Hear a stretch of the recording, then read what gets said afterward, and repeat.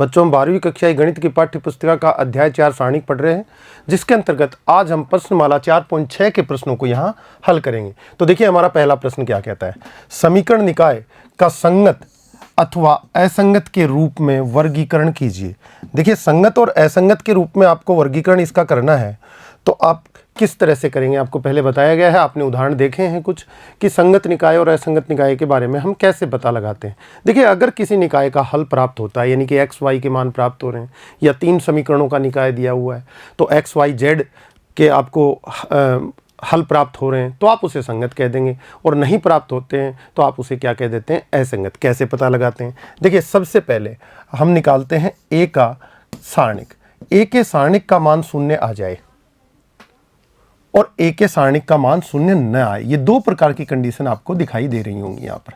ये जो न आने वाली कंडीशन है, इसका मतलब है कि ए का जो इनवर्स निकलेगा वो यूनिक होगा, क्योंकि इनवर्स हमेशा क्या होता है, यूनिक होता है, आपको जैसे कि बात हुई थी। अब यूनिक होता है तो इसका मतलब एक्स वाई जेड के जो भी मान प्राप्त होंगे इस स्थिति में अद्वितीय होंगे, तो अद्वितीय हल हमें प्राप्त हो जाते हैं। तो इस कंडीशन में निकाय क्या कहलाता है, आपका संगत हो जाता है। अगर हल निकल गया तो फिर क्या हो गया, संगत हो गया। दूसरी बात, बच्चे कहेंगे कि फिर असंगत का कैसे पता लगाएं। आगे कंडीशन देखिए, यहाँ 2 कंडीशन आपको निकल कर आती हैं।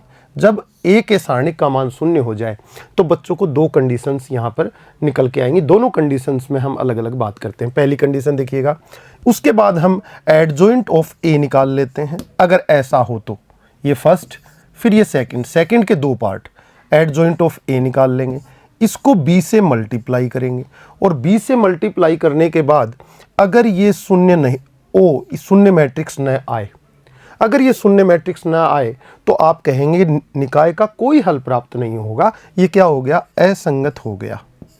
आपकी ये 2 कंडीशंस मिलेंगी। तीसरी कंडीशन की मैं बात करूं यहाँ पर कि ये ए के सारणिक का मान 0 होने के साथ साथ adjoint of A into B का मान आपका क्या आ जाए, शून्य मैट्रिक्स आ जाए। इस कंडीशन में आप संगत अथवा असंगत के बारे में नहीं कह पाएंगे। कौन सी कंडीशन में, जब एक्स वाई जेड में समीकरण हो आपकी। हाँ, एक्स वाई में समीकरण हो तब आप इसमें कह देंगे कि अनंत हल वाली कंडीशन बनेगी, और जिसे क्या कह देंगे, संगत। ये पीछे आपको समझा दिया गया था। आपको 2 ही कंडीशन मिलेंगी, या तो ये मिल जाएगी और या फिर ये मिल जाएगी। ये तीसरी कंडीशन आपके कोर्स में नहीं है, आपके काम नहीं आने वाली है। तो इन 2 पर विचार करें। ए का सारणिक निकालें, 0 अगर वैल्यू नहीं आती है तो आप कह देंगे संगत है। और फिर अगर आगे बात है कि इसका सारणिक का मान 0 आ जाए, 0 आ जाए तो हम आगे बढ़ते हैं, एडजॉइंट ए निकाल लेते हैं, मल्टीप्लाई में बी करते हैं, इक्वल टू में अगर आपको क्या मिलेगा, निश्चित रूप से मिलेगा कि ये 0 अवयव आपका बराबर में नहीं आएगा, और नहीं आएगा तो आप कह देंगे असंगत है, निकाय का कोई हल मौजूद नहीं है, कोई हल विद्यमान नहीं है। बच्चे समझ गए होंगे। क्वेश्चन करना स्टार्ट करते हैं। आपको दोबारा से पुनः मैंने बातें याद दिला दी हैं। देखिए फर्स्ट आपका ए इसमें मैट्रिक्स माना ए मैट्रिक्स क्या निकाल सकते हैं, आपका 1 2 2 3, ठीक है। अगर आप एक्स मैट्रिक्स की बात करें तो वो चरों से बनने वाला मैट्रिक्स एक्स और वाई होगा, और आगे बात करें बी मैट्रिक्स की तो बी मैट्रिक्स आपका अचरों से, अचर पद जो हैं 2 और 3, उनसे बनने वाला मैट्रिक्स होगा बच्चों। तो देखिएगा, अब ए के सारणिक का मान प्राप्त कर लेते हैं। ए के सारणिक का मान 3 को 1 से गुणा करेंगे 3, 2 को 2 से गुणा करेंगे 4, इक्वल टू -1 जो नहीं आया 0 के बराबर, तो आप कह देंगे कि इसके अद्वितीय हल विद्यमान होंगे, मतलब एक्स और वाई के अद्वितीय हल विद्यमान होंगे। इसलिए निकाय जो है आपका समीकरण निकाय क्या होगा, संगत होगा। यहां पर ये बात कह देंगे। देखिए 2 अगर आपके पास चर राशियां दी हुई हैं, उपलब्ध हैं, तो आप पहले से जानते हैं कि वो समतल में रेखाओं को प्रदर्शित करते हैं। तो समतल में रेखाओं को प्रदर्शित करते हैं तो 3 स्थितियां बनती हैं। वो एक दूसरे को एक बिंदु पर प्रतिच्छेद कर सकती हैं, एक दूसरे के समांतर हो सकती हैं, या ओवरलैप कर सकती हैं। जब वो संपाती हो जाती हैं, ओवरलैप कर जाती हैं, तो वो अनंत हल देती हैं। कंडीशन क्या बनती है, A1/A2 = B1/B2 = C1/C2। जब रेखाएं एक दूसरे को काटती नहीं है, समतल में समांतर हो जाती हैं, दूर से जाएंगी, कहीं कोई x और y के समान मान नहीं प्राप्त हो पाएंगे, तो हम क्या उस कंडीशन को क्या कहते हैं, a1/a2 equal to b1/b2 not equal to c1/c2। तो देखिए a1 1, a2 आपका 2, b1 आपका 2 और b2 आपका 3 और c1 2 और c2 आपका 3। तो वहाँ से भी आप 2/2 के जो मैट्रिक्सेस प्राप्त होते हैं, दो चर वाली जो समीकरण निकाय आपके पास होती हैं, उनमें आप उस तरह से भी बात कर सकते हैं। ठीक है, आगे देखिए अगला क्वेश्चन है question number second. Question number second क्या कहता है कि 2x - y = 5 and x + y = 4। इससे मैट्रिक्स निकालेंगे अपन। ए मैट्रिक्स क्या लिखेंगे, चर राशियों के गुणांकों से बना मैट्रिक्स, यानी कि x और y के गुणांकों के मैट्रिक्स क्या बनेगा, 2 - 1 1 1 आपने मैट्रिक्स बना दिया। अब स्तंभ मैट्रिक्स किसका, चर राशियों का, x और y का, x ऊपर y नीचे, और फिर बी मैट्रिक्स अचर पदों का, यानी कि 5 और 4। इस तरह से आपने मैट्रिक्स इसमें से निकाल ली। उसके बाद निकाय के संगत होने की बात करें तो ए के सारणिक का मान निकालेंगे। ए के सारणिक का मान निकालेंगे तो यहाँ पर 2 1 2, ये 2 आ गया, और 1 को -1 से मल्टीप्लाई किया तो कितना हो गया, -1, और -1 करके ये कितना हो जाएगा आपका 3 हो जाएगा। 3 नॉट इक्वल टू 0 है, यानी ए के सारणिक का मान शून्य नहीं है। अद्वितीय हल प्राप्त होंगे x और y के, तो आप क्या कह देंगे, दिया गया समीकरण निकाय क्या है, संगत है। अगर हल प्राप्त हो गए तो संगत हो जाता है आपका निकाय। अगला क्वेश्चन देखिएगा। अगला क्वेश्चन भी x और y में दिया गया है आपको दो समीकरण। तो इस निकाय में देखिए आप मैट्रिक्स A निकालेंगे। माना A बराबर क्या, 1 3 2 6। Matrix x equal to x and y से बना स्तंभ मैट्रिक्स, एंड आपका मैट्रिक्स B किसको लेते हैं, अचर पदों से बना मैट्रिक्स, यानी कि 5 और 8 से बना मैट्रिक्स, जैसा कि आप देख पा रहे हैं। यहाँ पर देखिएगा जब A का सारणिक का मान निकालेंगे तो 1 × 6 6 और 2 × 3 ये भी 6, 6 - 6 कितना आ गया, 0। तो दूसरी कंडीशन लेनी पड़ेगी अपने को। यहाँ पर देखिएगा हम दो तरीकों से बात कर सकते हैं बच्चों, दोनों तरीकों को समझने की कोशिश कीजिएगा, आपके काम आएंगे। देखिए A1 का मान कितना है, A1 = 1।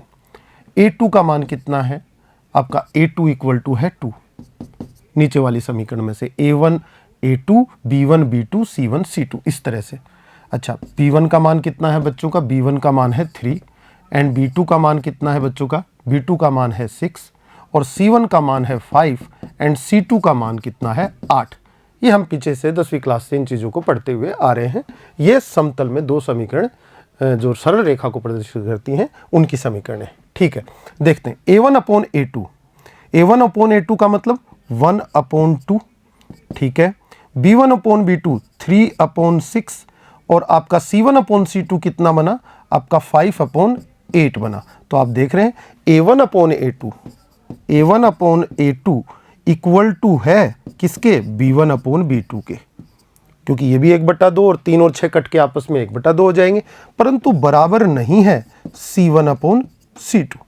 तो आप देख पा रहे होंगे बच्चे, समीकरण जो होंगे इन रेखाओं के, ये आपस में जब सरल रेखाएं इनसे बनाएंगे समतल में तो क्या होंगी, समांतर होंगी। समांतर होंगी तो ये कोई हल प्रदान नहीं करेंगी, x y के कोई मान प्राप्त नहीं होंगे, और कभी भी कोई मान प्राप्त न हो तो हम क्या कह देंगे, निकाय असंगत है। आपके सामने असंगत आया है। अब अपनी मैट्रिक्स विधि से अपन देखते हैं तो कैसे असंगत बता पाएंगे। हम क्या निकालेंगे, एडजॉइंट ऑफ ए निकाल लेंगे, उसको b से मल्टीप्लाई करेंगे, और आप देखेंगे कि वो शून्य मैट्रिक्स के बराबर नहीं आएगा तो हम क्या कह देंगे, निकाय असंगत है। मतलब दोनों रेखाएं समांतर हैं, कोई हल विद्यमान नहीं होगा। अच्छा, C1/C2 भी इनके बराबर आ जाता तो रेखाएं ओवरलैप कर जाती, अनंत हल विद्यमान हो जाते। उस कंडीशन में निकाय क्या कहना पड़ता, निकाय को संगत बताना होता। अगर हल अद्वितीय निकलें या अनंत निकलें, अगर हल प्राप्त हुए तो हम क्या कह देंगे, उसे संगत, और अगर कोई हल प्राप्त नहीं होता तो असंगत। देखिएगा मैट्रिक्स विधि से करते हैं, यहाँ से पता चल गया क्या हुआ, क्या निकाय आया, असंगत।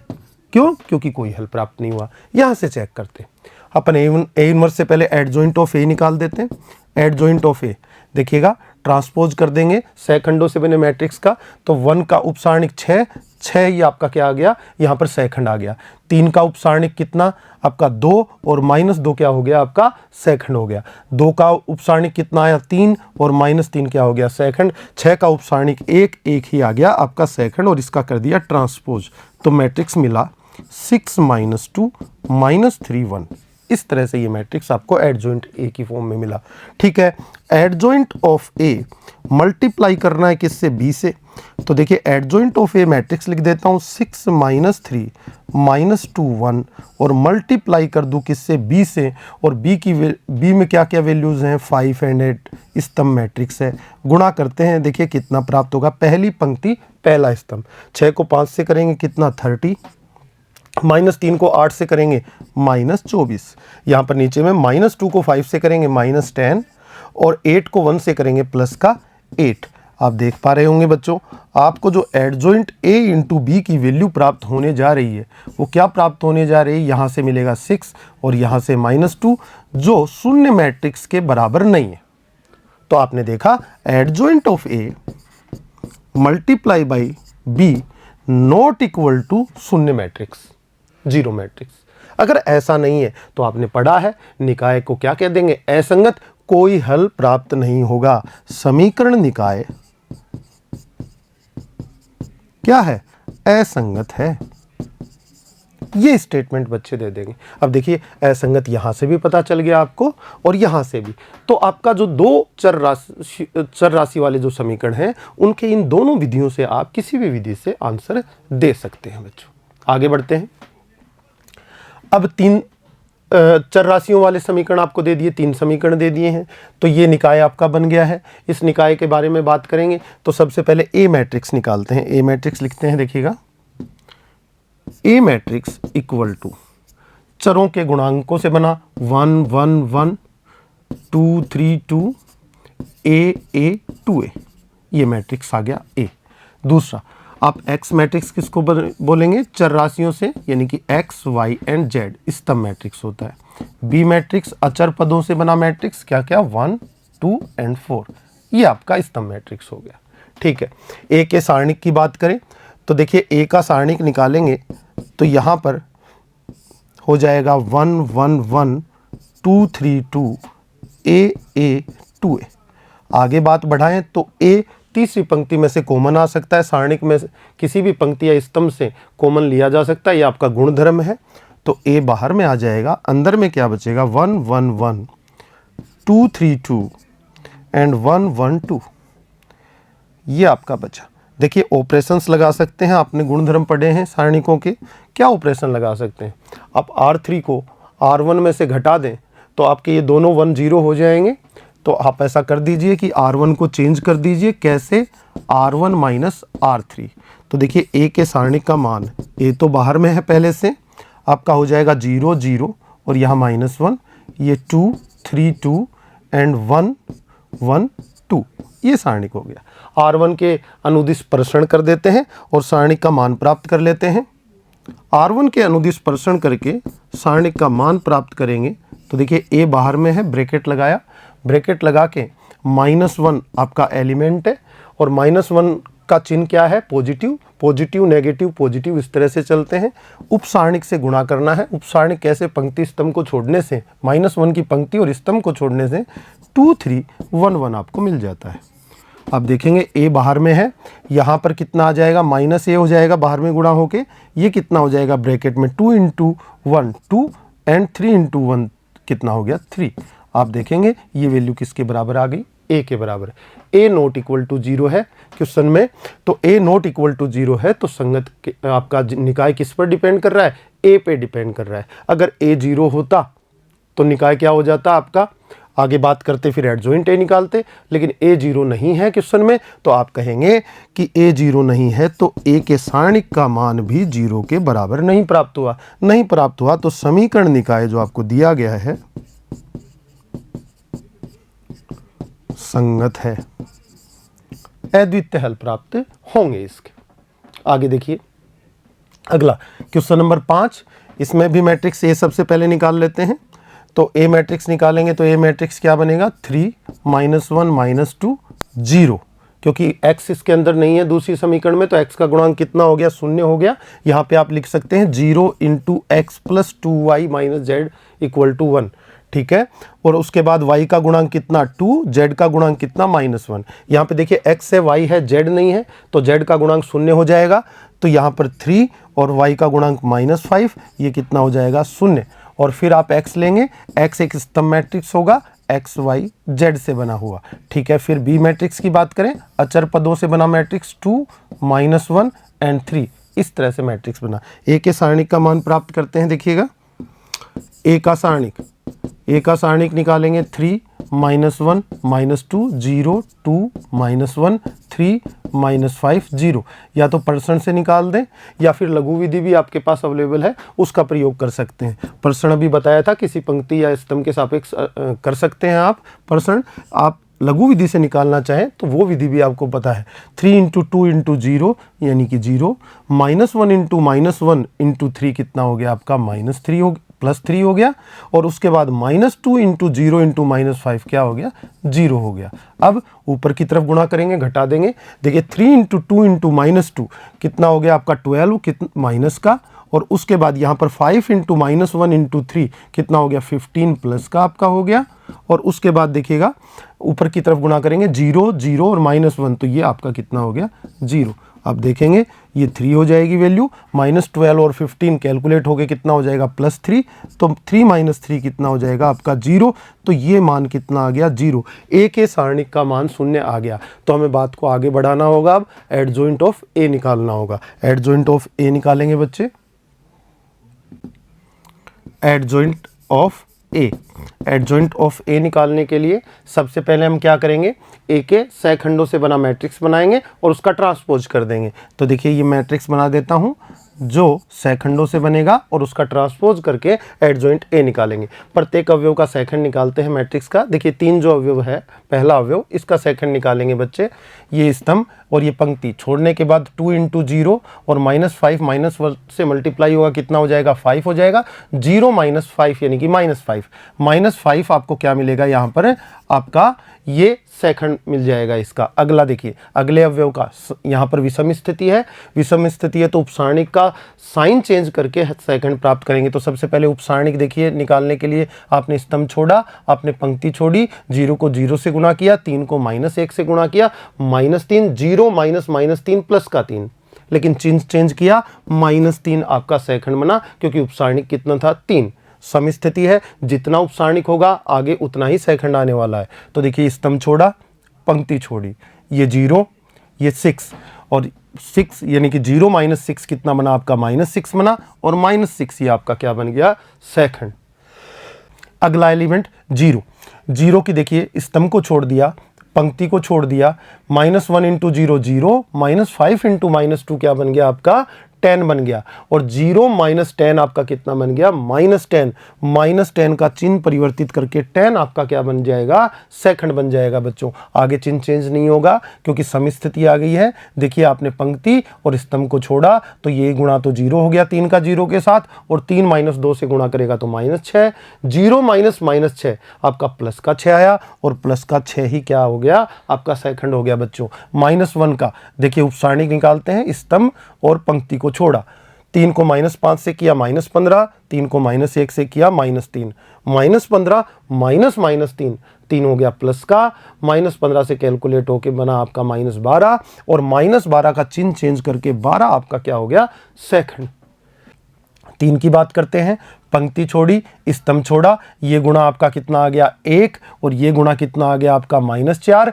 1 में से -4 को घटाया तो जुड़ गया और 5 आया, और 5 ही आपका सहखंड हो गया। -5 की पंक्ति छोड़ी, स्तंभ छोड़ा, उपसारणिक बनेगा -3 और ये बनेगा 0। -3 का आप चिन्ह चेंज करेंगे तो 3 आपका सहखंड आ जाएगा। उपसारणिक देखेंगे 0 का, पंक्ति स्तंभ छोड़ने के बाद 6 बनेगा और 6 ही आपका सहखंड आ जाएगा। ट्रांसपोज कर देंगे बच्चे, ट्रांसपोज करेंगे तो -5 -3 -6 आपका 10 6 12 और 5 3 एंड 6, ये आपका एडजॉइंट ए प्राप्त हुआ। अब आपको क्या करना है, adjoint A into B equal to adjoint A की वैल्यू -5 10 5 ये आपका 6 एंड ये 3 -6 12 एंड 6, इस तरह से मल्टीप्लाई में b, और b की वैल्यू आपकी कितनी हो जाती है, देखिएगा b की वैल्यू हो जाती है बच्चों के पास 2 - 1 3।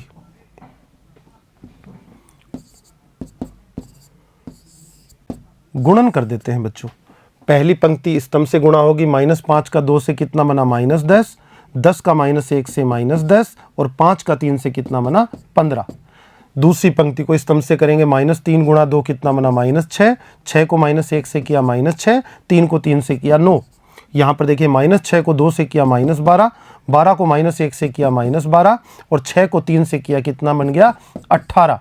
ये लीजिए आपका एडजॉइंट ए इंटू बी कितना प्राप्त हुआ, आपको प्राप्त हुआ कैलकुलेशन के बाद ये -5, ये आपका 3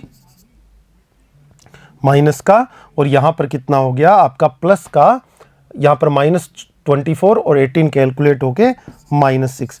तो ये वैल्यूज़ आपको प्राप्त हुई बच्चों, जो कि किसके बराबर नहीं है, जो बराबर नहीं है शून्य मैट्रिक्स के। तो आपकी दूसरी कंडीशन लागू हो गई। अगर एडजॉइंट आपका ए का सारणिक का मान तो शून्य था, परंतु एडजॉइंट ए इंटू बी का मान शून्य मैट्रिक्स नहीं प्राप्त होता है, तो आपके समीकरण निकाय का कोई हल नहीं निकलेगा। इसका मतलब निकाय समीकरण, निकाय क्या हो जाएगा, निकाय असंगत हो जाएगा, असंगत है। इस तरह से आप इस क्वेश्चन को कर सकते हैं बच्चों। नेक्स्ट देखिए क्वेश्चन नंबर 6।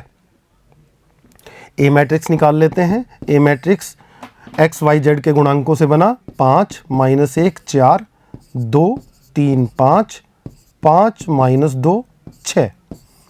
ठीक है, एक्स मैट्रिक्स मतलब एक्स वाई और जेड से बना मैट्रिक्स।